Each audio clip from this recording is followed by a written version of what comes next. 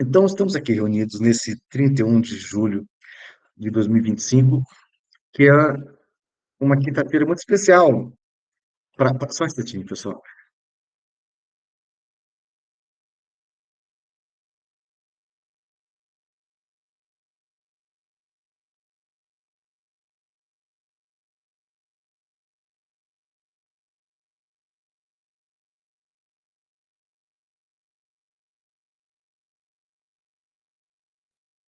Boa pergunta, importante. Não vai ser nada por e-mail, vai ser tudo no Moodle. E eu vi que o Moodle está todo. Eu tenho que fazer a importação da estrutura dele, porque para vocês não aparece o que aparece para mim.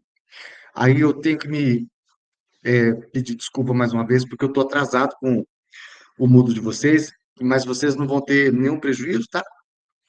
Porque os vídeos do prazo, tudo fica de uma maneira que ninguém seja prejudicado, tá certo? Obrigado por você ter perguntado e me lembrado disso. Vou tentar fazer isso o mais rápido possível, tá bem? Então, vamos, vamos colocar as coisas em perspectiva. A gente vive um momento muito interessante, no qual as macroestruturas geopolíticas passam por um processo de transição que vem numa velocidade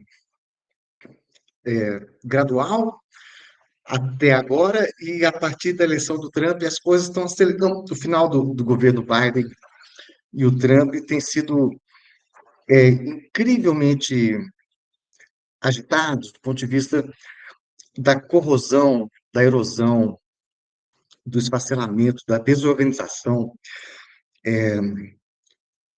do sistema hegemônico capitaneado pelos Estados Unidos, pelo tipo de sistema econômico que os estados promovem no contexto de um planetinha cada vez mais integrado e interligado. Então, a gente tem um histórico de relações internacionais em que, em diferentes momentos, alguns países conseguiram ter um tipo de poder tecnológico, econômico, militar, geopolítico, que lhe permitiu se impor sobre outros povos de outros territórios, com outros governos, em diferentes mecanismos de dominação, Sara, que, dependendo do momento, eram chamados de império, colônia. Os formatos variam, mas essa ideia, ela persevera, né? Tem umas palavras que às vezes são mal vistas em certos momentos. Por exemplo, quando a gente fala hoje do Império Americano, tem gente que se sente meio que ofendida, ou acha que existe uma imprecisão terminológica. Mas nossa disciplina trabalha muito com a ideia de hegemonia.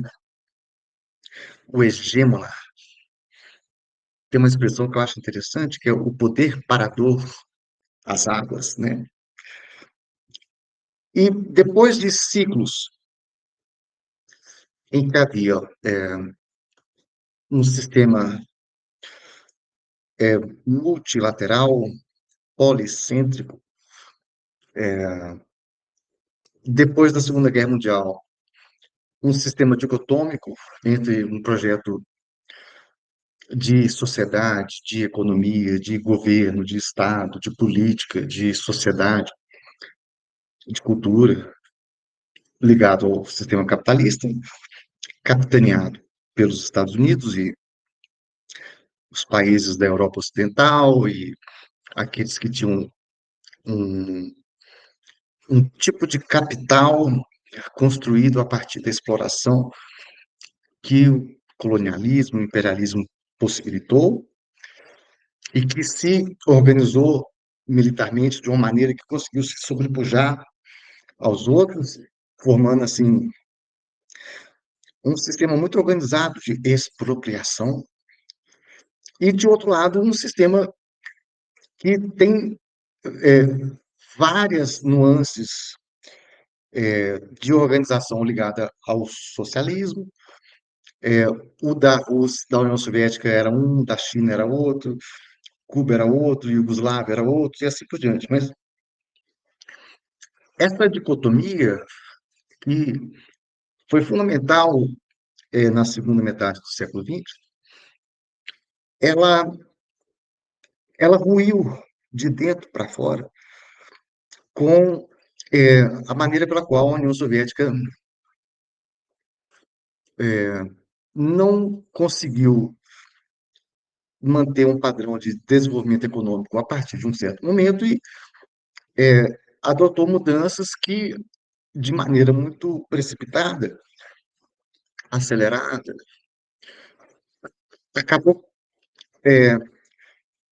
num processo muito descontrolado de abertura política e econômica, que, enfim, a União Soviética era uma grande potência e, de repente, isso desmoronou e os países passaram por uma série de dificuldades econômicas, muito em função da maneira desorganizada, capturada, corrupta, predatória, em que essa transição do socialismo para o capitalismo aconteceu. Na China não aconteceu assim. Na União Soviética foi, a Rússia teve um período de rápida, é, uma dilapidação de um patrimônio estatal construído ao longo de décadas e foi capturado por uma série de, né, a gente chama de oligarcas, né, que eram aqueles que se apropriaram de bens públicos em condições muito favoráveis, em um momento muito específico, com muita informação privilegiada e gente muito esperta por trás. Então, é, do ponto de vista geopolítico, a perspectiva da União Soviética barra Rússia era a de um tipo de fim da Guerra Fria, numa perspectiva, como que eu posso dizer? Não houve uma guerra quente, então foi negociada, muito em função do processo de reunificação da Alemanha, que havia sido ocupada pelas potências vitoriosas na Segunda Guerra Mundial, e o fato da, é, do consentimento para a reunificação e o papel que a OTAN tinha no contexto de Alemanha Ocidental fazer parte da OTAN e a unificação com a Alemanha Oriental significar que, né, essa divisão estava sendo suprimida, é, enfim, para a Rússia e a União Soviética, era um processo que estava sendo consentido, negociado, barganhado, e uma das questões que estavam sendo discutidas era o reconhecimento de que, naqueles termos pacíficos, negociados, a OTAN não se expandiria sobre a zona de influência do que era a União Soviética, e era uma maneira, digamos assim, de resolver tudo pacificamente.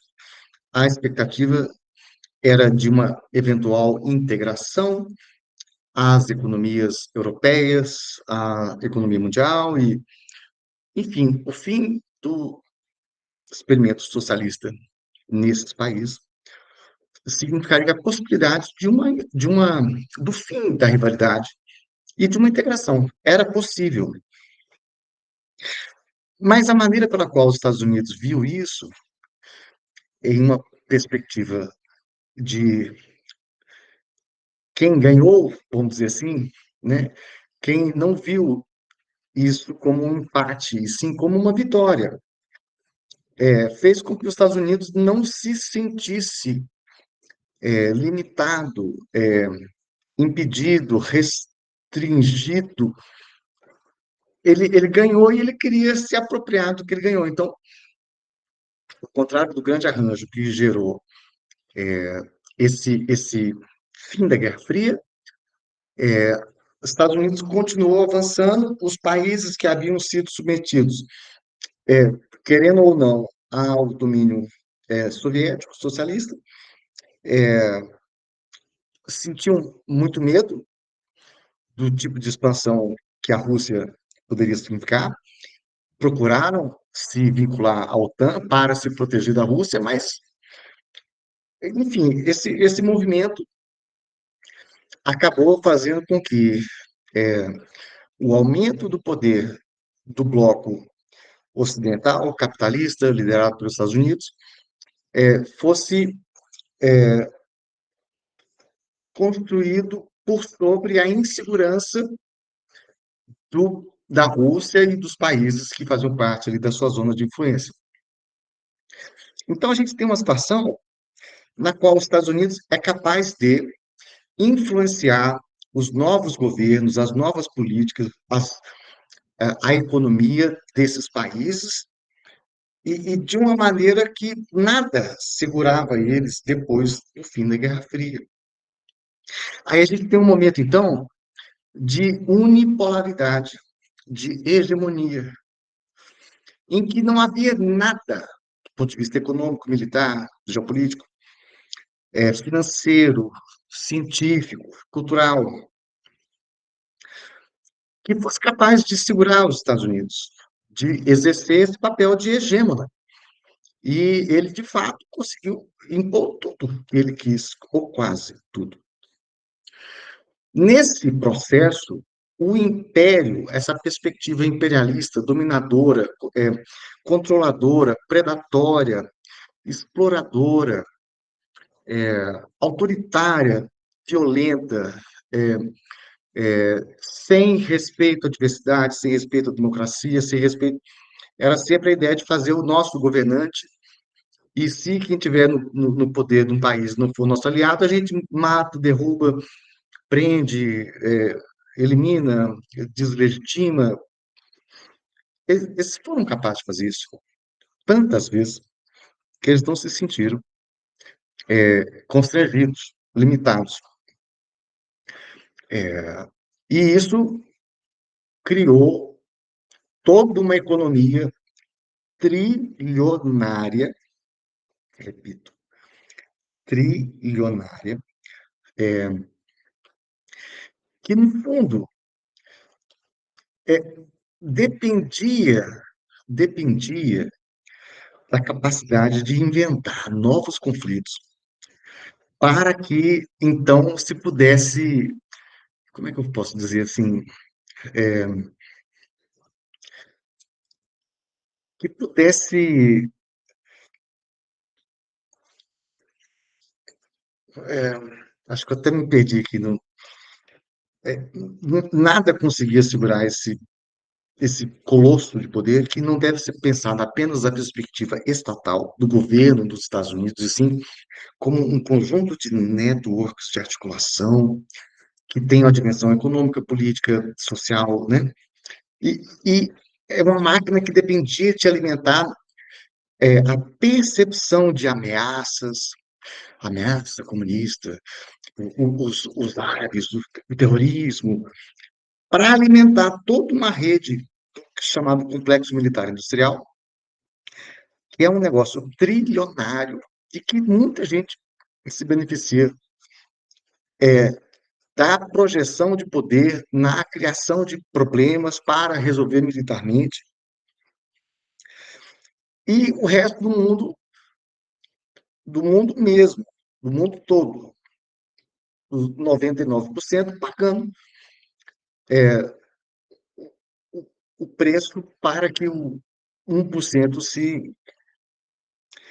se beneficiasse a um ponto de desigualdade que é, assim, insustentável, sabe? Então, o que vai acontecer é que esse hegemona, ele vai se embriagando com a percepção do seu poder e vai sendo de tal maneira atrevido, provocador, ousado, destemido, sem limites, sem noção, que ele vai criando confusão, treta com todo mundo que não se submete. Mas o mundo vai mudando, ainda que de uma maneira menos perceptível para a grande maioria de pessoas que vive submetida a um tipo de conteúdo informacional no qual se acredita que Estados Unidos é o melhor, o maior, o mais poderoso, enfim. E não foi se percebendo, por exemplo, o tamanho do crescimento da China no plano econômico, o tamanho do desenvolvimento da Rússia no plano militar, o tamanho da solidariedade, da cooperação, da articulação dos excluídos, dos subordinados, dos colonizados, dos lascados, dos roubados, dos derrubados, dos golpeados, dos expropriados, sabe? Então, é, tem um artigo muito importante, Samir, Lucas, Isabel, Camila, João, Nádia, Pedro, Lívia, ele é muito emblemático de uma era, que é o fim da história do Fukuyama. Acho que a gente já falou um pouco disso. Um de vocês, Bernardo, não foi? Lembrou do Fukuyama, quando ele fala o fim da história, é tipo assim, o mundo agora vai ser, chegou no ápice do desenvolvimento, agora vai ser tudo democracia, liberalzinha, economia do livre mercado e vai ser só isso. Só que o sistema capitalista, ele tem, dentro da sua estrutura, uma consequência, um efeito colateral, um tipo de funcionamento em que ele cria as suas crises, ele cria suas bolhas, ele cria essas crises e quem tem poder consegue fazer com que os que não têm poder paguem pelos problemas que acontecem. Então, no final dos anos 90, tem muita crise econômica ligada ao excesso de liberalização da economia de países que antes tinham um Estado funcionando de maneira mais proativa no contexto econômico. E aí a ideologia do mercado livre, que o mercado é bom, globalização, não existe alternativa, there is no alternative, era uma ladainha que convenceu muita gente no mundo inteiro, inclusive no Brasil. E depois dos anos 2008, houve uma crise econômica que foi um catastrófico, trilionário, uma super bolha que foi envolvendo todo mundo. Tem uma expressão importante, too big to fail, grande demais para falir, fracassar. O processo de concentração econômica no sistema financeiro era tamanho que, se quebrasse essas mega empresas, quebrava todo mundo. Então, elas não podiam quebrar. Como os Estados Unidos têm uma maquininha de fazer dinheiro, no qual, sem precisar de ter um lastro correspondente ao papel que era impresso, né, na máquina de rodar dinheiro, é, então eles iam preenchendo esses rombos trilionários com um dinheiro inventado ali, um dinheiro criado. E com a exportação do ônus, da inflação, do problema do buraco para os outros. Por exemplo, em 2008, a China, o Pedro, foi um país que aceitou bancar um pedaço enorme do custo criado pela crise de 2008, que foi uma crise do, da especulação imobiliária, da especulação monetária, da especulação é, é, financeira, né? É o famoso socialismo no prejuízo e capitalismo no lucro, porque na hora que dá prejuízo, chama o Estado para ajudar, chama os outros, mas na hora de se apropriar do lucro, aí é só 1% mesmo. Essas crises foram aumentando a percepção de que é complicado depender, do ponto de vista do mercado estadunidense, da volatilidade da política, do desrespeito pelo que era a estrutura jurídica da economia internacional. Então, os países periféricos foram se aproximando, foram tentando se descolonizar, foram tentando se enxergar e foram crescendo economicamente, e todas as crises econômicas reforçavam a ideia de que esse papinho de que mais mercado é bom, Estado é ruim, mercado é... Ele não sobrevivia ao teste da realidade do enfrentamento das crises. Na hora que tem a crise, o neoliberalismo, ele não tem soluções. É o Estado que vai ajudar para levantar, não é a mão invisível do mercado. A mão invisível do mercado estava preocupada só com aqueles que são por trás do invisível, né?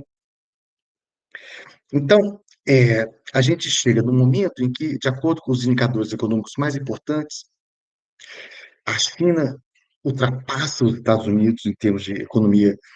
PPP, Purchase Parity Power, poder de paridade de compra, né? Que é um indicador muito mais confiável do que, por exemplo, calcular tudo em termos de dólar, porque dólar é um negócio manipulado, controlado, apropriado, instrumentalizado, weaponized, feito de arma, né? E as alternativas, as networks alternativas, foram surgindo dentro das que já existiam. Articulações foram sendo feitas, por exemplo, entre Brasil e Índia e China, e África do Sul e Rússia, sabe? Em contextos como dentro da Organização Mundial do Comércio, dentro da ONU, dentro da UNCTAD, dentro do FMI, países que tinham problemas parecidos, possibilidades parecidas, potencialidades parecidas também. E, a partir de certo momento, esses blocos começaram a ser percebidos como alternativas realistas. Vejam, alternativa não significa um enfrentamento, uma contraposição. Alternativa é você ter, por exemplo, existe o Banco Mundial, que empresta recursos mediante uma série de condições políticas. O Fundo Monetário Internacional empresta recursos mediante uma série de condições políticas. Você tem que adotar a política econômica neoliberal, privatiza, desregulamenta, desconstitucionaliza, abre o seu mercado, reduz as barreiras. E todas as medidas neoliberais têm o efeito de enfraquecer o Estado, fortalecer o mercado. Quando fala fortalecer o mercado, fortalecer os maiores agentes econômicos dentro do mercado. Significa um processo de concentração cada vez maior, mais gente sendo excluída, e grupos econômicos cada vez mais poderosos. Então, a partir de um certo momento em que as possibilidades de cooperação entre esses países que eram periféricos, mas que se constituíram enquanto potências emergentes e, em certos casos, re-emergentes, como a China, como a Rússia. Gente, a China só não foi a maior economia do mundo por um período aí de 200 anos. Antes disso, era mais. O que a gente conhece mais é a exceção da história da China. Ela foi subjugada por um período de tempo. Então, Lívia, Nicole, João, Nádia, a partir do momento em que a gente consegue falar de alternativas ao Fundo Monetário Internacional, de alternativas ao Banco Mundial, de alternativas ao dólar, de alternativas em termos de visão de mundo, de compreensão da importância da tolerância, da inclusão, sabe, de uma convivência pacífica, do respeito ao direito internacional. E essas coisas que nós, que fomos expropriados, entendemos e temos em comum, essa solidariedade de quem foi oprimido por tanto tempo, isso começou a ser um problema que precisava ser enfrentado. Então, coincide com o momento em que os Estados Unidos está passando pela constatação de que ele militarmente, sem recurso à arma nuclear, que aí muda o jogo, mas fora isso, ele está tomando um cacete na Ucrânia que ninguém imaginava que fosse capaz de tomar. O Ocidente, a OTAN, Estados Unidos, eles jogaram tudo que tinha na Ucrânia. E, no entanto, por que a Rússia percebeu lá em 2003 que o Ocidente não ia permitir que a Rússia se integrasse como ela queria ao sistema internacional, que ela ia ser a próxima refeição, que ela ia ser conquistada, que ela não ia ser respeitada, que ela ia ser objeto da disputa. Eles iam fazer com a Rússia o que faziam com os outros, dividir e conquistar. A Rússia, então, foi se preparando com muita prudência, muita cautela e investimento em tecnologia, investimento em eficiência, investimento em soluções novas, e ela criou uma superação tecnológica que a gente não está preparado para entender, porque o marketing por trás do poder militar dos Estados Unidos é tão forte que a gente, e eles, especialmente, eles achavam que era impossível alguém ter tecnologia maior. A gente viu nessa guerra na Ucrânia o tanto de vezes que o Ocidente chegou e falou: mas agora nós temos um tanque que é o melhor tanque do mundo. Aí a Rússia, não, porque nós temos um avião que é o melhor. Tudo que eles fizeram, eles tomaram cacete. Isso coincide, então, com a economia chinesa se tornando tão importante. E a China ganha dos Estados Unidos no próprio jogo do capitalismo. Vejam, tem uma frase de um presidente americano, por coincidência, o nome dele é Ford, Gerald Ford. Aí ele falava assim: o que é bom para a GM, né, para a Chevrolet, é bom para a América. Ingênuo, ingênuo. Sabe por quê? Porque nesse momento em que ele estava falando isso, era um momento em que o processo de afastamento da China em relação à Rússia estava sendo capturado pelos Estados Unidos no contexto. Veja, olha como é que as coisas são diferentes do momento que a gente vive hoje. Teve um momento em que a União Soviética ela se sentia a dona do bloco socialista. E como eu disse, União Soviética é uma coisa, leste europeu era outra coisa, China é outra coisa, Iugoslávia é outra coisa, Cuba é outra coisa. Então, assim, tem vários sistemas. Cara, a China não dá para um país chegar e se achar em condição de mandar no Mao Tse Tung e na China, sabe? Pelo amor de Deus.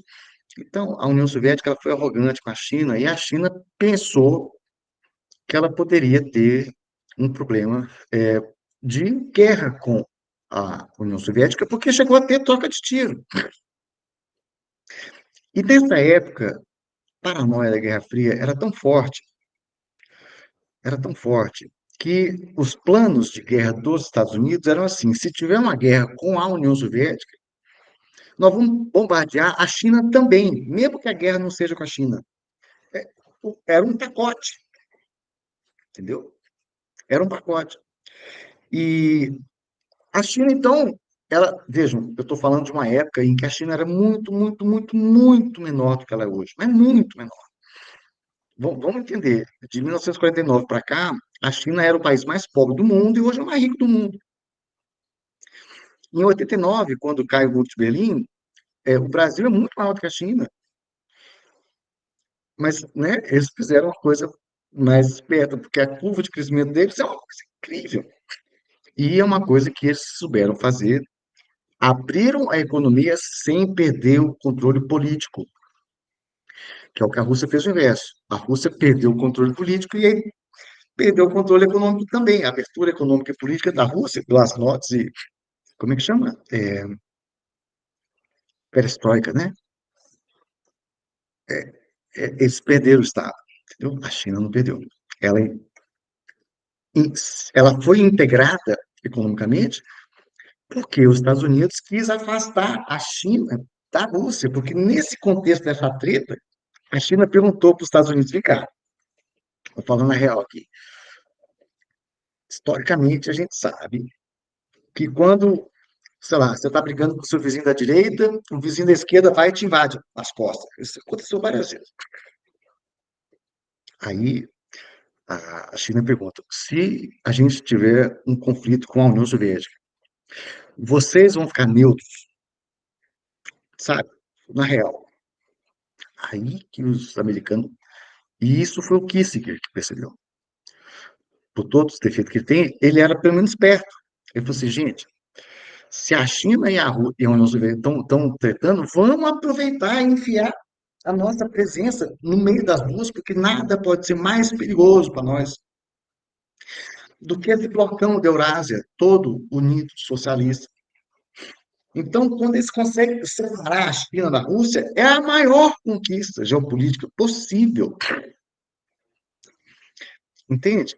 E aí, nessa abertura, a China atrai os investimentos industriais que antes ficavam nos países centrais, que foram para a China, para o Sudeste Asiático, porque era muito mais barato.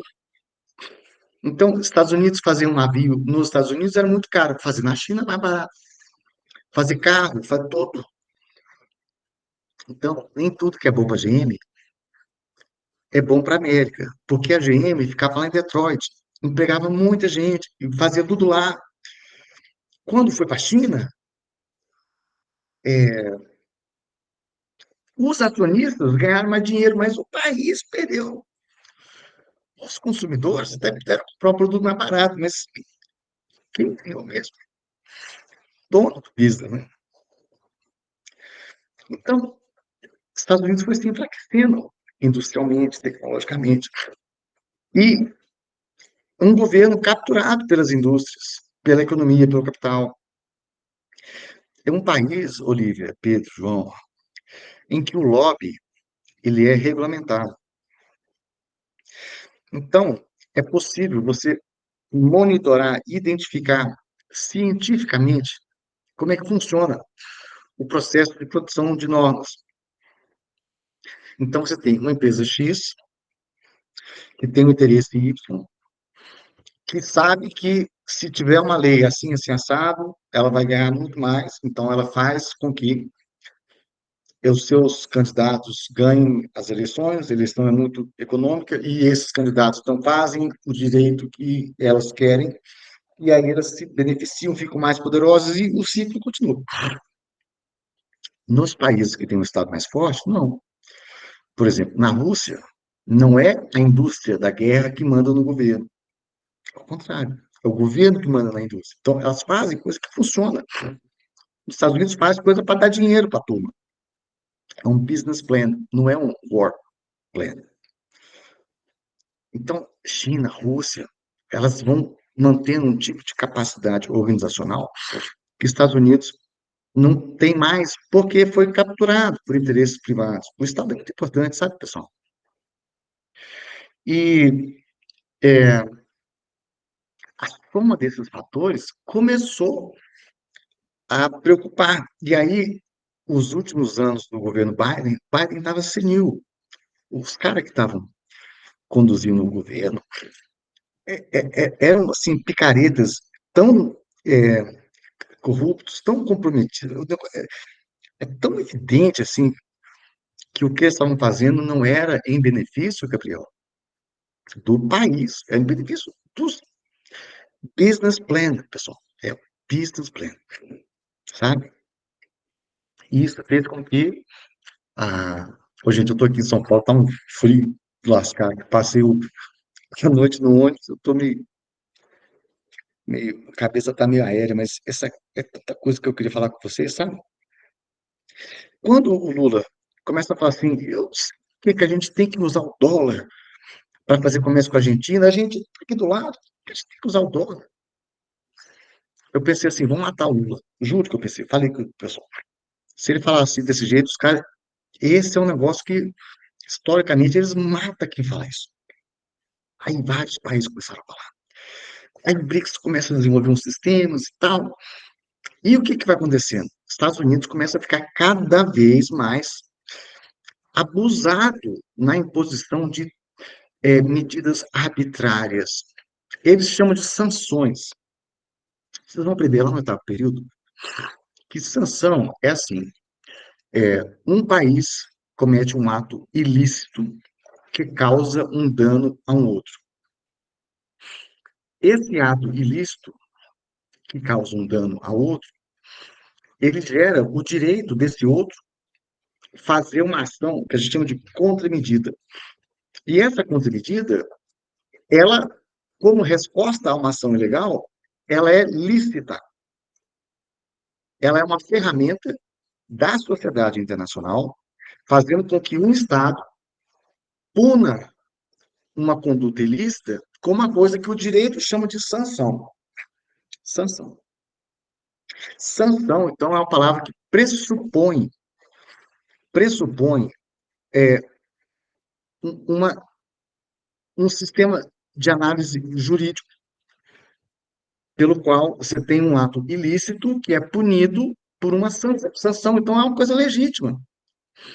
Chamar de sanção ações que são ilegais é uma estratégia de marketing, porque parece que você está fazendo uma coisa que tem fundamento jurídico. Não tem.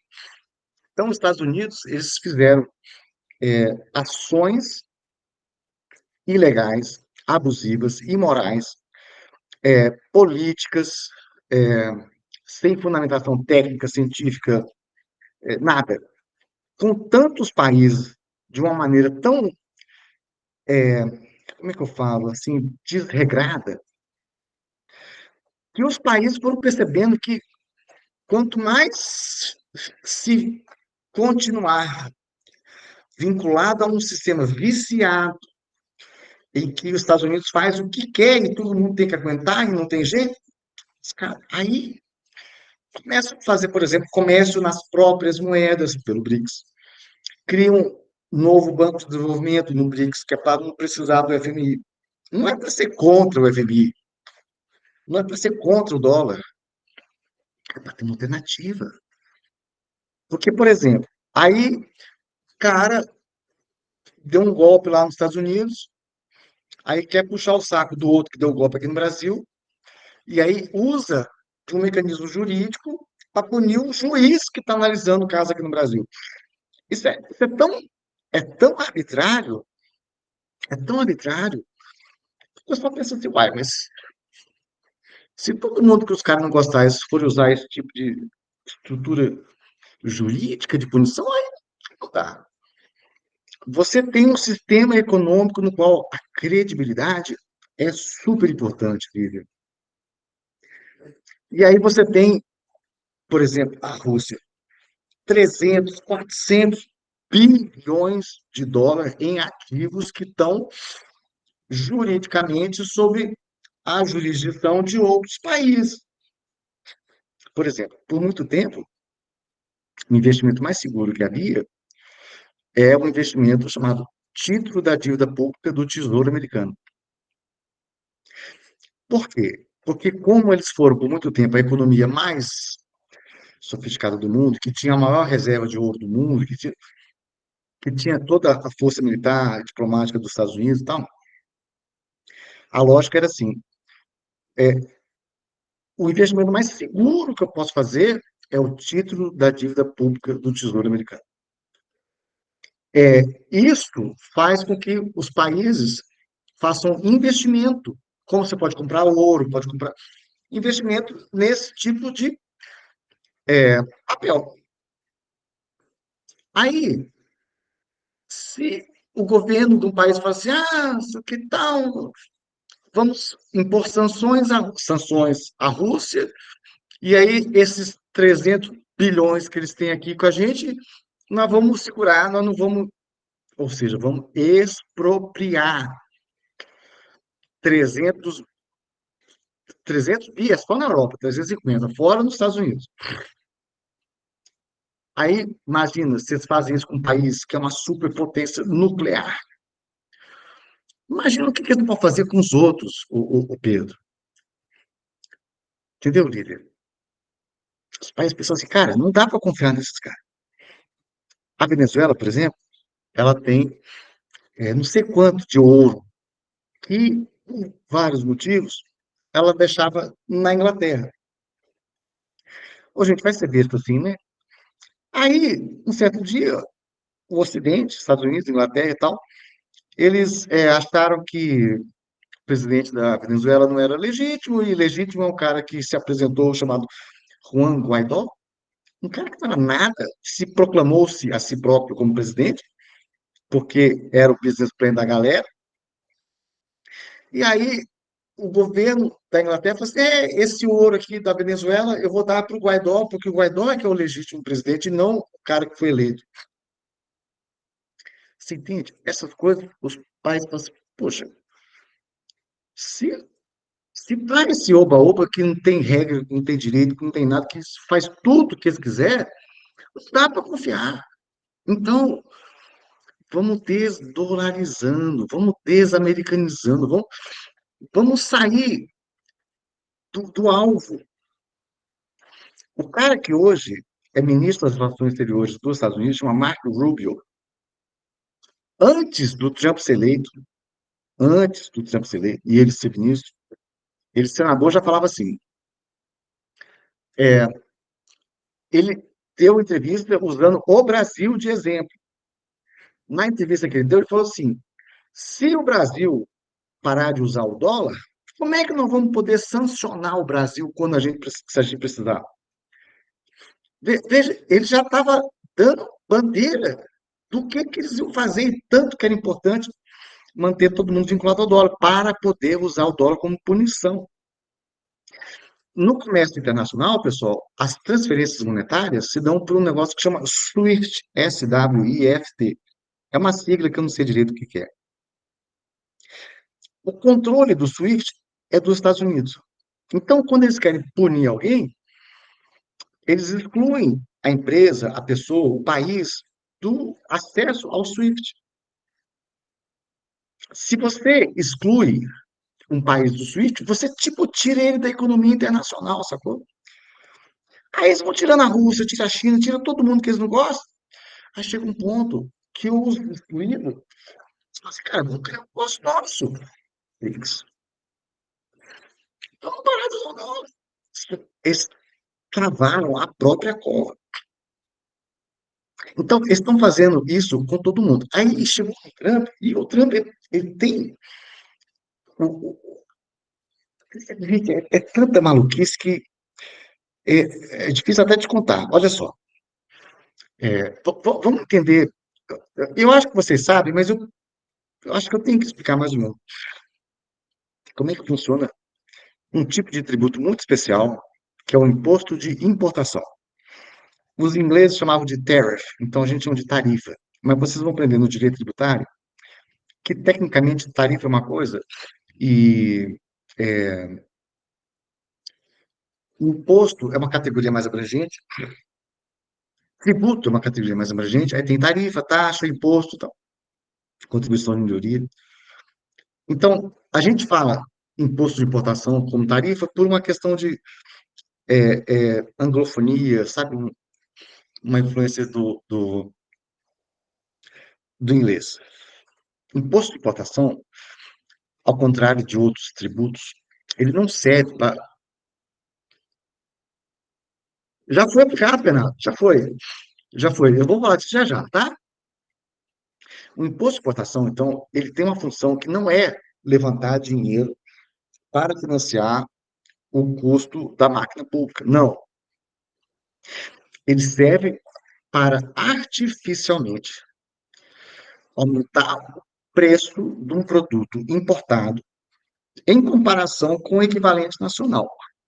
que por não ter a incidência do imposto de importação, se torna-se a si próprio, comparativamente, mais barato do que o importado. Mais barato por quê? Pessoal, espera só um instantinho, tá? Só um instantinho.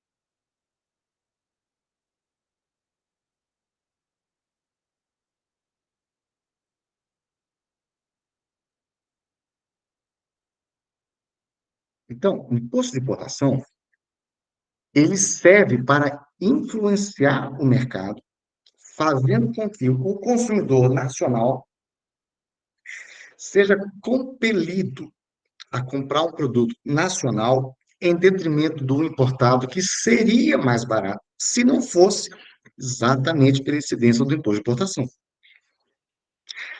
Então, só faz sentido você usar um imposto de importação se você tem alguém que produza aquele produto que vai ser tarifado no plano nacional, porque se não tem, para que você vai encarecer a vida do consumidor?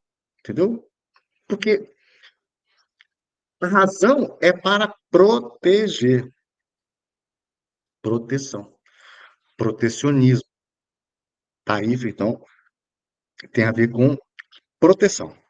Quem paga o imposto de importação não é o país que está sendo tarifado, é o consumidor nacional. E a tarifa, ela deveria servir para proteger o produtor nacional. E vamos falar a verdade, às custas do consumidor nacional, não é? Porque quando você protege o produtor, fazendo com que o consumidor compre o seu produto ao invés do importado mais barato, você está sacrificando um em benefício do outro. Por outro lado, se você põe imposto de importação muito baixo, você está sacrificando o seu produtor e beneficiando o seu consumidor. Vocês entenderam isso? Às vezes eu posso estar falando assim de uma maneira muito. Me dá um salve, me dá um. Manda alguma coisa aí para eu saber que vocês entenderam. Vai, faz um assim, sei lá. Isso. Hein? Vocês estão. Fala, Marina. Marina ia falar alguma coisa? Você levantou a mão? Não. Ah, tá. Eu acho que ela ia só fazer um trem aqui. Tá certo. Eu fico tão empolgado quando vocês querem participar que eu, né? Qualquer coisinha. É tipo na sala de aula, seu aluno fala, "Ah", aí eu falo, você tem uma pergunta? Pois não. Então, pessoal, a retórica do Trump para o público interno é uma retórica que fala assim, eu sou fodão, estou tarifando todo mundo, está encarecendo a vida do consumidor americano, está fazendo com que eles paguem mais caro pelas coisas que estão sendo importadas. Se tem quem proteger, ok. Se não tem a quem proteger, não faz sentido, tá? Então, assim, esta é a lógica. Aí o Trump, ele está usando isso de uma maneira completamente contra, não faz sentido econômico, porque ele está usando uma estratégia, tipo de barganha. O livro dele, A Arte do Acordo, gente, que palhaçada. Ele tem esse perfil. Ele chega, chuta a mesa, pá, faz uma pitaria danada, aí todo mundo fala, meu Deus, que ele faz um barata voa, e aí depois o povo já chega meio assustado, aí ele vai e negocia. Quer dizer, ele tem um perfil, mas quando ele faz essa putaria, perdendo respeito. Pois ele chega e fala, assim, vou sobretaxar a China porque está exportando matéria-prima que o pessoal fica viciado em. Como é que é? Fentanil que chama? Aqueles. Rapaz, está parecendo um Walking Dead. Vocês já viram os vídeos? É um negócio assustador. Conversa fiada. Aí sobretaxa a China. A China, que não é trouxa e que não é frouxa, fala, então vou sobretaxar também. Tudo que você fizer, eu faço também. Ou seja, o susto do Trump não funcionou. Ele apostou e perdeu. Aí ele faz isso com a Rússia, faz isso com o Irã, faz isso com o Brasil, sabe? Mas olha só que interessante. Muitos países, tipo os europeus, capitularam, se renderam, se borraram, se não tiveram altivez de enfrentar. Mesmo reconhecendo o comportamento de bullying, eles não tiveram a força de se contrapor. Aí, o que acontece então com o Brasil, pessoal, é mais particular pelo seguinte: a maneira, é, eu não queria um adjetivo assim, bem, sabe, escalafobética. Quando eu era criança, o pessoal falava isso, eu achava engraçado. Eu não sabia o que significava, não escalafobética, você sabe? Mas, cara, ele posta um tweet lá e faz uma cartinha falando do Bolsonaro, que o direito brasileiro, um papo furado, aí fala das tarifas e tal. Tudo sem pé nem cabeça, tudo esse tipo de carteirada de império decadente, que acha que ainda tem o poder todo, que não tem mais. Mas ele testa, ele dá uma cacetada e se colar, colou. Se der, deu, se não der, a gente adapta. Depois, tudo que ele perde, ele fala que ele ganhou. Tudo que ele perde, o Trump fala que ganhou. É incrível, a cara de pau. É uma arte da cara de pau. Arte da cara de pau. Incrível. E ele fala cada coisa. Gente, só ganha na guerra da narrativa. Só com a imprensa que faz parte do esquema e para a gente que está aceitando ser enganado, porque é, é muito evidente, o negócio é muito fácil de você passar da primeira manchete ali e perceber, cara, mas no final das contas, quem vai pagar sou eu. Então, quando ele vincula Bolsonaro às tarifas, no fundo, ele está falando uma coisa que é para ele se justificar, para dizer, poxa, o cara fez lá no Brasil o que eu fiz aqui nos Estados Unidos, então eu tenho que falar que aquilo foi legítimo e que ele ser julgado não pode, porque eles estão me julgando aqui também. Nesse aspecto, inclusive, o Brasil 10-0 na justiça americana, né? E ele joga aí o povo brasileiro e o imbecil do filho do homem contando vantagem do tanto que está sabotando o Brasil e tal, fazendo. Então, assim, ele vestiu o personagem do vilão de um jeito que é incrível que eles não tenham conversado isso melhor, porque queimou o filme toda essa turma que pensa mais nos outros do que na gente. Quer dizer, para ele se dar bem, ele lasca o país inteiro. Mas se não tivesse nada de Bolsonaro, o Brasil ia ser tarifado do mesmo jeito. Porque ele está fazendo isso com todo mundo, Canadá, México, Europa, todo o Japão, todo mundo, China. Agora, é assim, se você não fala firme, ele vai pior. Todo mundo que puxa saco sai pior. Todo mundo que cedeu, que foi solícito, que aceitou, se lascou. Entendeu? Então, o fato de ter agregado o Bolsonaro na história foi incrivelmente bom para nós, porque criou uma união nacional. Ele falar do STF, sabe ficar. Ô, gente, botar o Xandão lá naquela lista da lei é um absurdo que o cara que fez a lei ele fala assim, gente, não era para isso, é um absurdo você estar fazendo isso. Então, deu capacidade do Brasil se posicionar de uma maneira mais firme e competente, em que eles foram lá e negociaram, o Bernardo,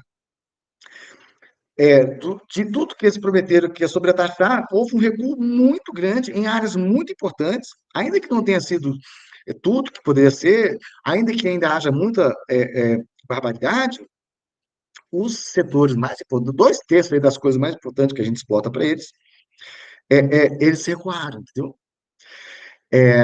E aí, vejam, o cara, a maneira. como ele, a arrogância, né? A confiança da impunidade, a confiança, a autoestima desse povo, se pudesse ser monetizada, né? Porque, enfim, vou dar um exemplo da Índia.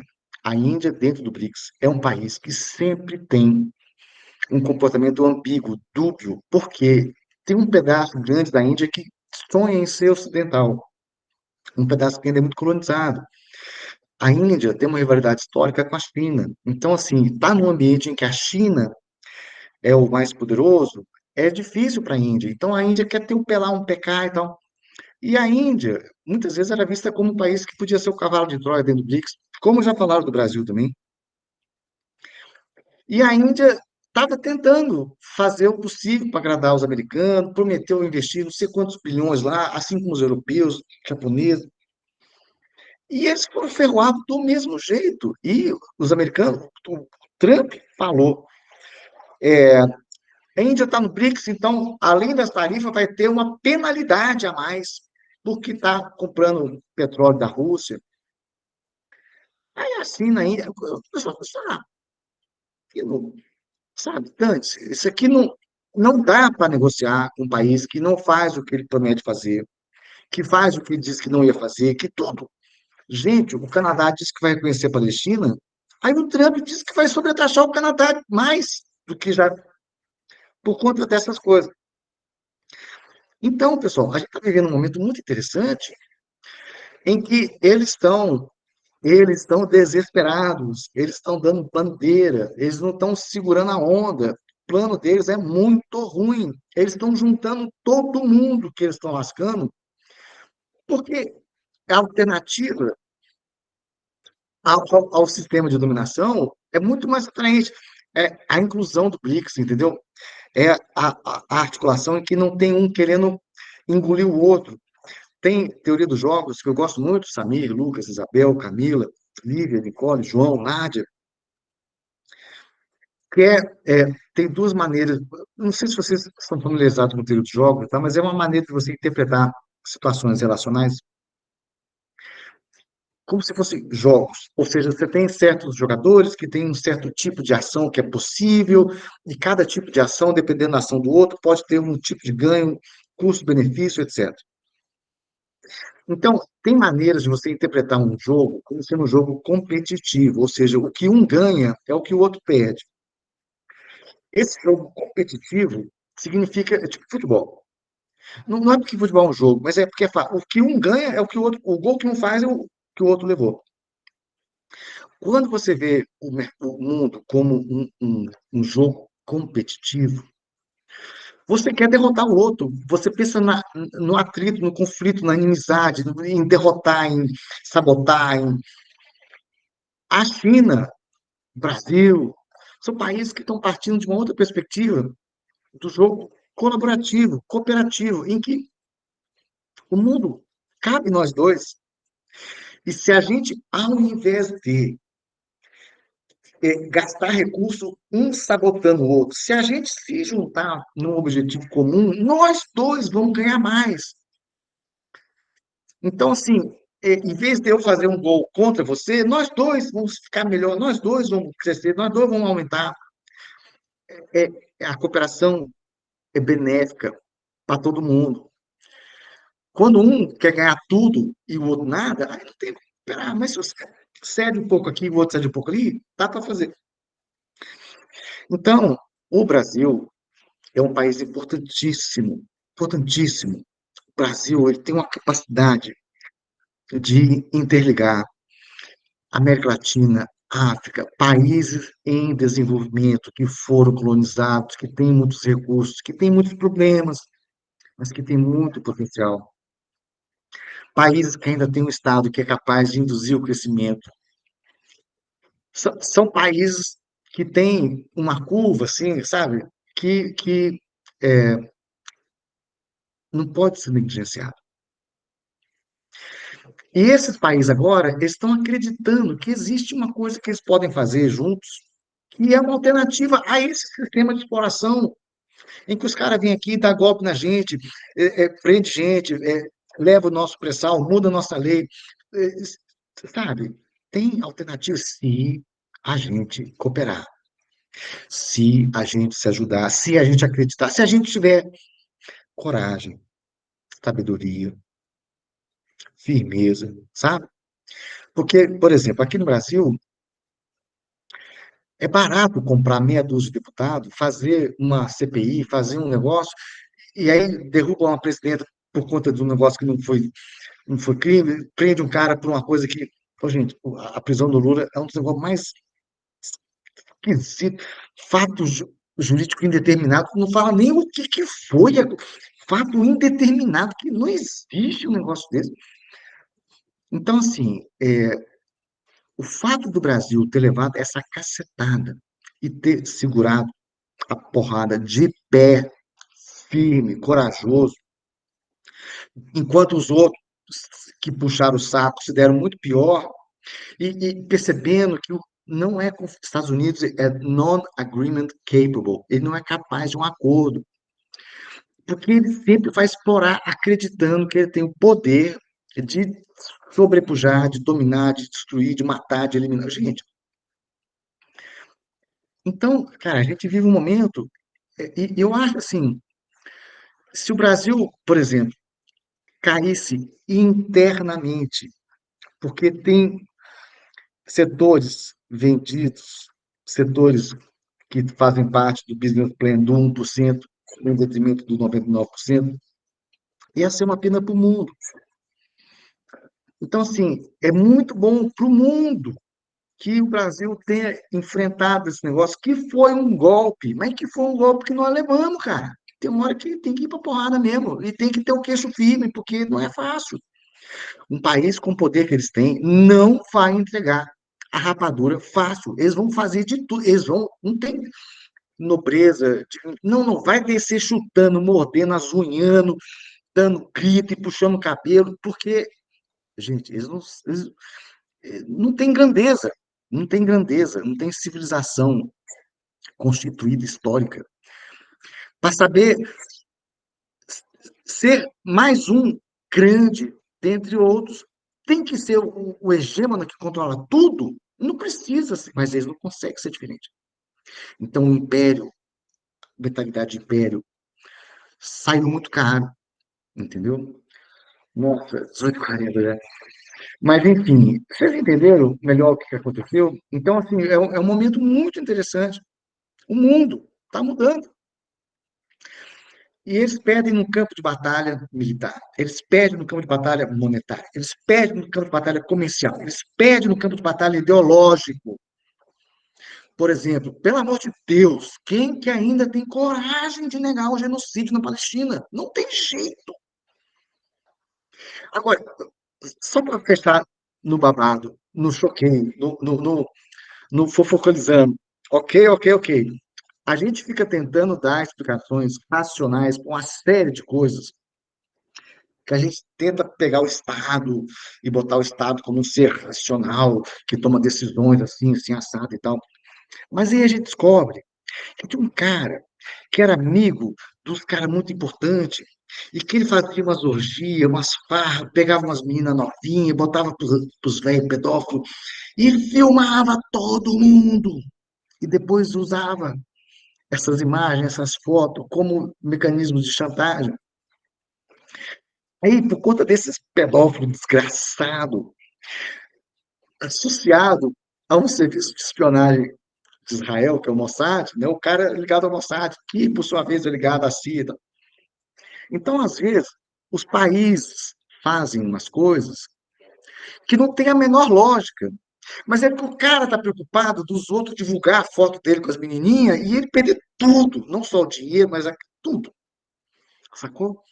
Então, são várias camadas de explicação, e quem ficar só numa não vai ter o retrato completo. Temos que tentar fazer uma abordagem transdisciplinar, transdimensional, sabe? A Dani, quando ela veio fazer geografia aqui, ela falou assim que para ela a geografia é onde está tudo. Dá para abordar tudo pela geografia. Essa é a ideia. A gente pensar em todas as dimensões. econômica, cultural, jurídica, política, militar, científica, tecnológica, midiática, simbólica, sabe? Capital. Ô, gente, o cachorro ali tá brigando na porta, eu vou ter que apartar lá. Mas se valeu a nossa conversa, manda um salve aí, porque eu acho que gostei de ter conversado com vocês dessas coisas, viu? E eu vou disponibilizar esse vídeo e nós vamos é, fazer mais um na semana que vem e que nós vamos falar, né?